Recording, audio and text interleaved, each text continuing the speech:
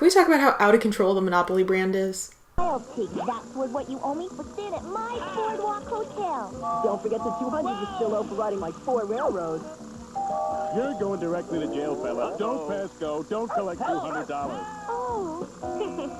Monopoly, a nice, ruthless, money-hungry family game. So I think most of us know the game of Monopoly, right? Fast-dealing, long-lasting property board game that's always brought out by the one person you never want to play Monopoly with. It's me. I'm that person. Monopoly, you roll the dice, you move around the board with the goal of acquiring as much property as possible to get others to pay you rent, ultimately wanting to take everybody's money, bankrupting the other players and being the only player left standing with your mountain of money. Get all the properties of one color, that's a Monopoly. Now you can build houses and hotels on your property to make even more rent. Okay, now if you want some pro tips for the game, from a person who loves Monopoly, here's some tips for you. Go for the reds, go for the oranges, don't bother with Boardwalk. Look, I know everybody wants the dark blue properties. Don't bother. All of your money, you're going to get that in your reds and oranges, okay? Let's see. Ignore utilities. Railroads can be lucrative. Buy houses, do not buy hotels. What you want to do is you want to get all the houses on your properties so that way you can take all of the houses in the game and then nobody else can buy houses on the board. Yes, your friends will hate you if you do this, but you're playing Monopoly, so they're going to hate you anyways.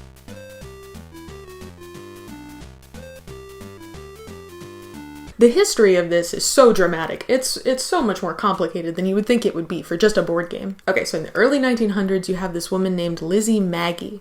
She created this board game called The Landlord's Game to teach people about the economic theories of Henry George. Henry George was this guy who had this single tax idea, which was basically this idea that nothing should be taxed except for land if you're landowning. So if you own land, that's part of the earth, you should pay taxes on that. That's the only thing you pay taxes on.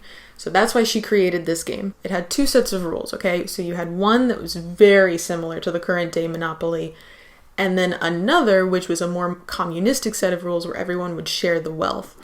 And the goal was that this communistic version would teach people about the theories of Henry George, and then the monopolistic version would teach people why capitalism maybe isn't so great all the time. But it turns out that everybody liked the capitalistic version more, and so even though her game had gotten published, and she had a patent on it, people would make their own versions for their own hometowns and their own locations, and it would kind of spread in this grassroots kind of way. People weren't actually buying copies, they were just making their own. And that's what they called it. It was just colloquially known as the Monopoly game. So through time, it traveled through communities in different groups until it ended up with the Quakers playing it a lot in Atlantic City. Okay, so this woman named Ruth Harvey is the one who created the Atlantic City version of the board like we know today. She's the one who created all the streets. She had her friend Jessie Rayford create property values for these streets, and they made this Atlantic City version of Monopoly. The brown properties were originally purple. These were generally like industrial areas, but were also some of the only areas African Americans were allowed to live at the time.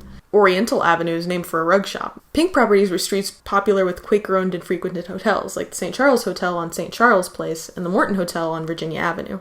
The orange properties were in Midtown Atlantic City and mostly inhabited by the Irish, although New York Avenue was notorious for its gay male prostitutes at the time and had some of the earliest gay bars in the country. Red properties were another pocket of the black community in Atlantic City, but this was a wealthier and thriving section of town.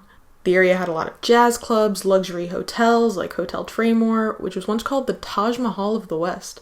The yellow properties aren't actually in Atlantic City at all. They represent the suburbs of Atlantic City, which are probably most famous for Lucy the Elephant, who, surprise, surprise, was also a hotel at one point.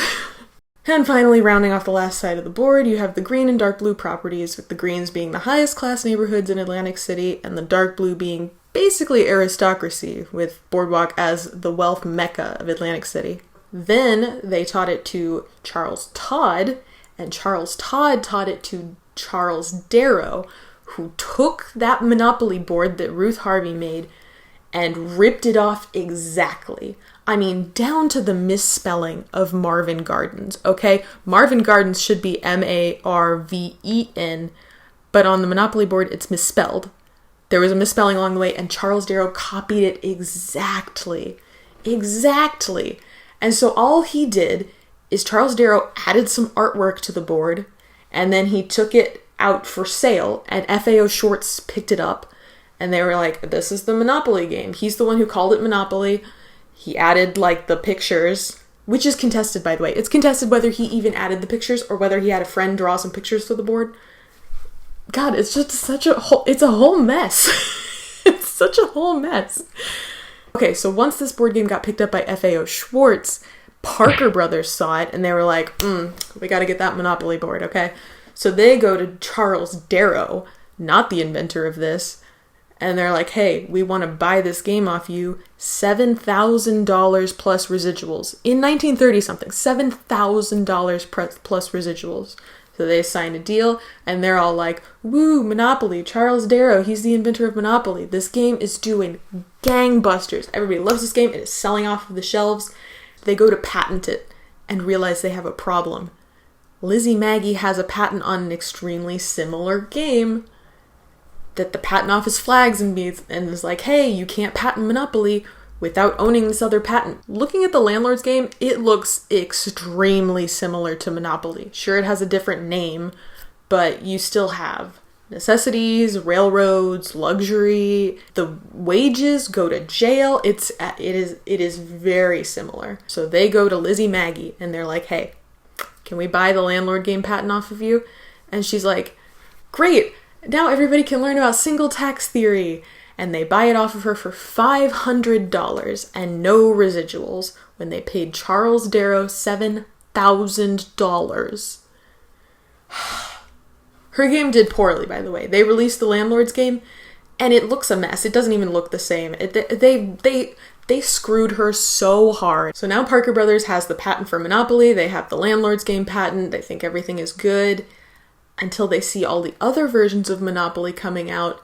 Because, again, this game had been spread for the past 20, 30 years from Lizzie Maggie's version. For example, there was a game called Inflation, and it was basically the same concept. And so Parker Brothers, of course, just sued the crap out of him.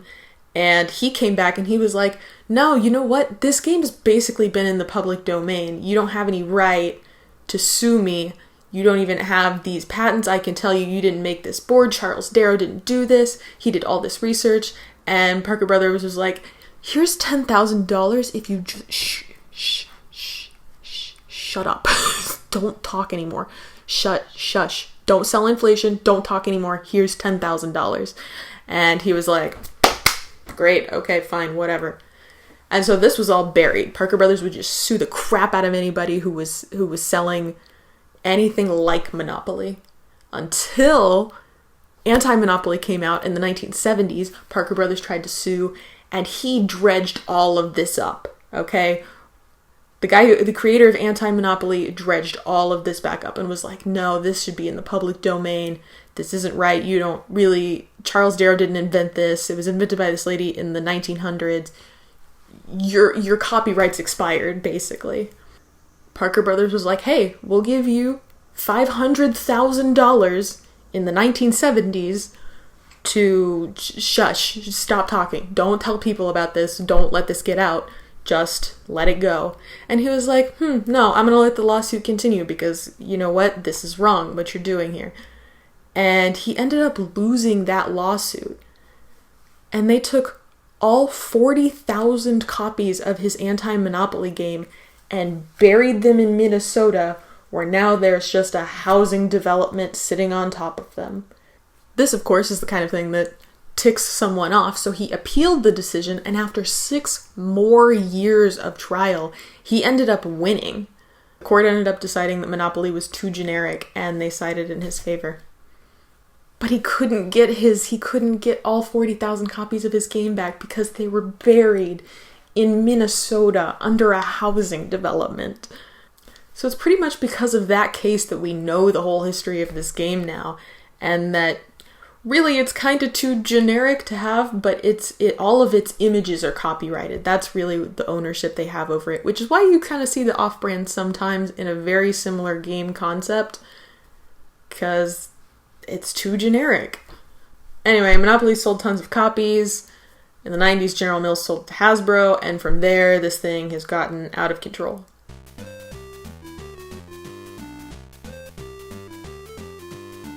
Pre-Hasbro, they pretty much made 2 editions of this thing. You had the standard and you had the deluxe. Once Hasbro took this over in the 90s, they licensed this thing out.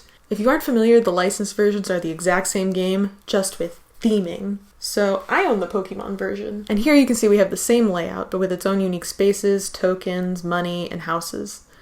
Look here, they made the little houses Poke Shops in the hotel's Pokemon centers. Isn't that so cute? But this got me thinking, how many licensed versions even are there? The answer is no one really knows. Not even Hasbro somehow. Part of the difficulty in knowing how many licensed versions there are is because some are only sold in very specific markets, and on top of that, there are different licensing companies in different countries.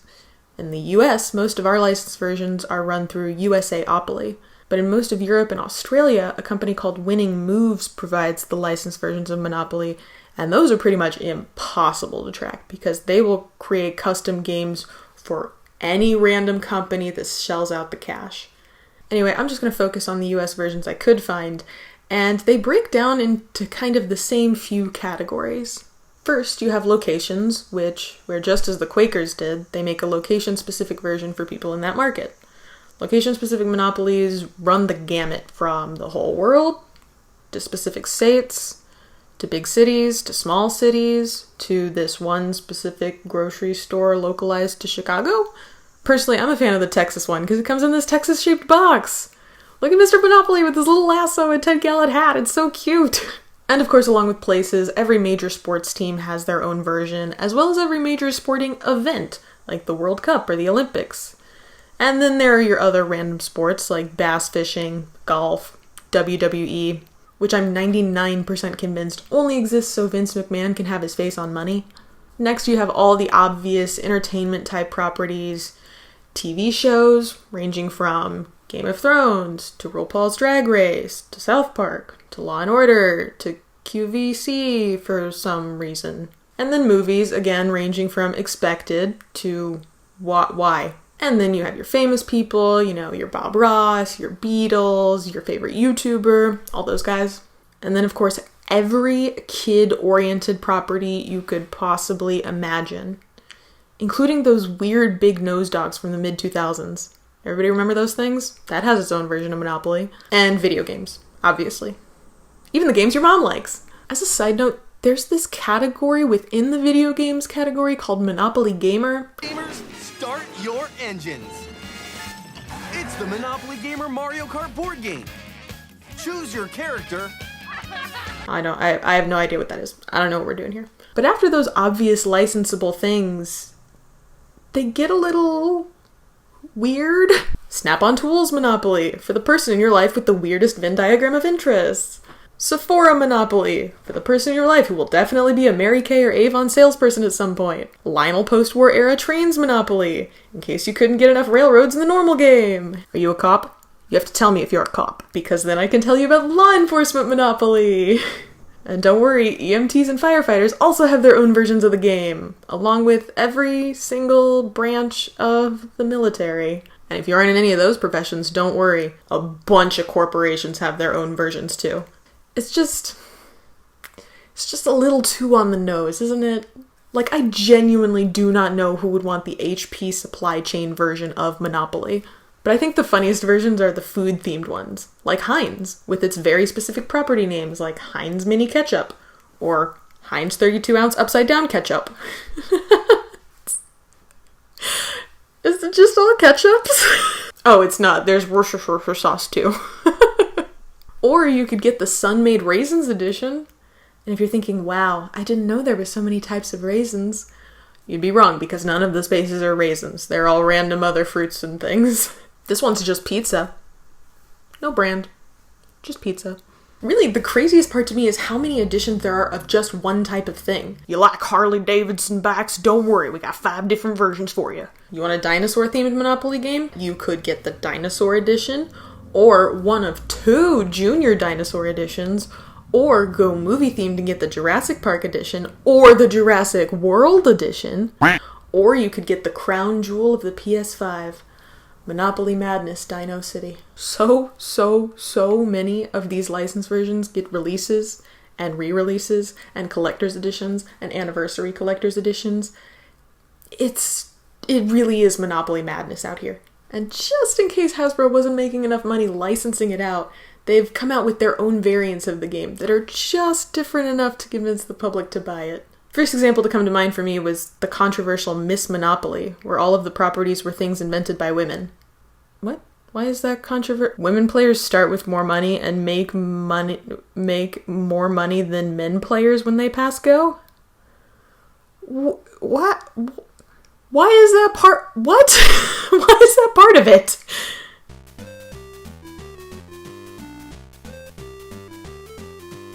In case you looked around and decided, man, this is just not enough options for Monopoly, don't worry, because they have video game versions. They've made a Monopoly game for pretty much every console we've ever had, so there's no shortage of options.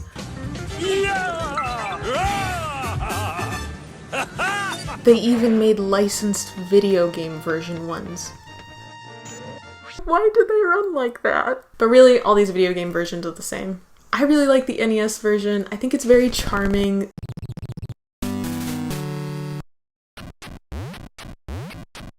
But the N64 version might be a close second. It has a very goofy kind of charm to it. Oh, by far the worst one is Monopoly Party, though. Just... ugh. But if the console versions are too inaccessible for you, you can just download it to your phone! For $5 on the App Store, you can have Monopoly on your phone at any time. Although I have no idea why you would want to do that. Why are there 6 other versions of Monopoly available? What are these other Monopoly apps? Okay, starting off you have a tycoon game, which, okay, makes sense for an adaptation of Monopoly. Properties and whatnot. But it's really boring. It's really boring. I went through 7 levels of it telling me what to do before I got to a point where I had to pay to play. Then you have the Monopoly infusions with other games, like Monopoly Solitaire, Monopoly Poker, Monopoly Bingo.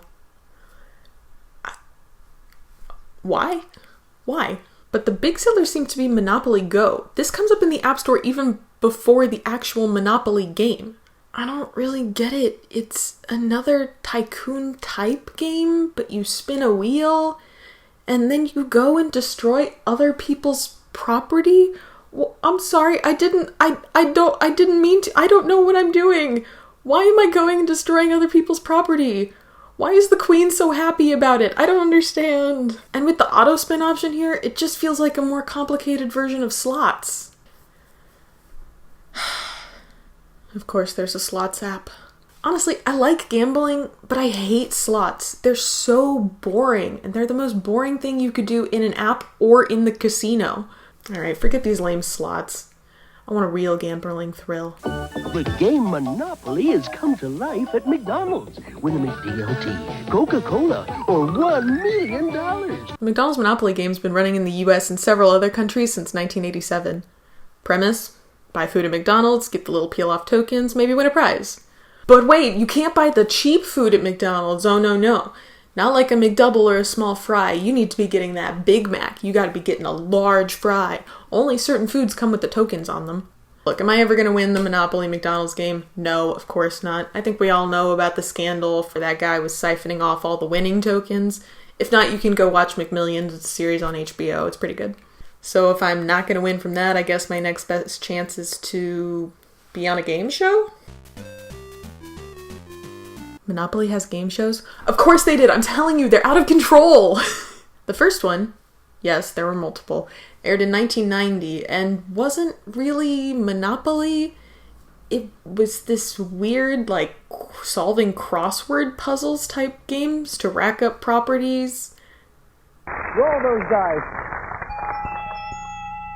A 6. That's going to take us down the board to Ventnor Avenue. Chris, good news for you. That's in your control. With a hotel, what's Ventnor renting for these days, fellas? Nice tidy sum of $1,150. $11.50 all for you, Chris, if you can give me the correct answer beginning with the letter K to this clue.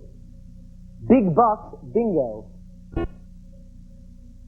Helen or Victor? Helen. Tito! Tito's the one we're looking for, Helen. I'm gonna be honest, I didn't watch the whole thing. It was really boring, and they only made 12 episodes of the show. How good could it be? But that didn't stop them from trying again. The Monopoly Millionaires Club, hosted by Billy Gardell, is pretty much a modern-day lottery game style show.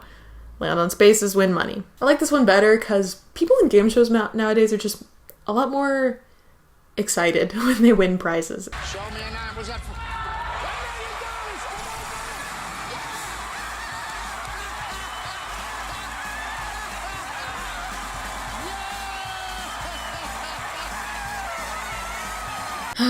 Alas, this version of Monopoly went off the air in 2016, so it looks like none of us will be playing a live version of Monopoly anytime soon.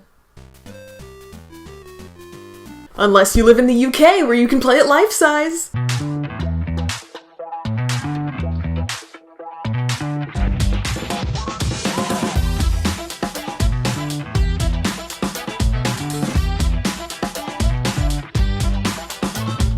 Unfortunately, it's a little too far away for me to go try, but they might be bringing a pop-up version of it to NYC sometime this year. So I think it's a really cool concept. It would be really fun to try. And if you're like me and you can't get to the life-size Monopoly, but you still want that rich lifestyle Monopoly feel, don't worry. The Hasbro website has merch for you. You can get these cool Monopoly Toms, or this t-shirt that says you came in second in the beauty contest, or these Monopoly skis. Monopoly skis. Or this pair of shorts. Why are they $178? And that's just what's available on Hasbro's website. If you go digging through the internet, you can find even less necessary merch. Like the Monopoly inflatable water park. Look, kids, isn't capitalism fun? Now you may be thinking to yourself, great, I have all these great fun facts about Monopoly. I can break them out at my next party, and then everyone will want to play Monopoly with me. Incorrect. False. No. I can promise you nobody wants to play Monopoly with you. I'm sorry. But I have some alternatives if you're a fan of Monopoly but nobody ever wants to play with you. If Monopoly is too much thinking and strategy for you, you could go with a game that's 100% random dice luck. Yahtzee. If you like the feel of the paper money of Monopoly and the random chance deciding your fate, try the Game of Life. If you like the trading city building aspects of the game, I hear Chinatown is great. If you like the strategy of Monopoly but wish it were more strategy, I recommend Catan. That's another one of my favorite games. I love Monopoly and Catan. Thanks for joining me in this brief, in-depth look at Monopoly. I had a lot of fun writing this and making this video, and I hope to do some more deep dive type videos like this. If you like it, please let me know and subscribe for maybe more of these content deep dive type things. I'm kind of thinking we need to do one on General Mills at some point, because what are they doing owning Parker Brothers? What was with that Millsbury website? Anyway, thank you for spending your time with me. Until next time.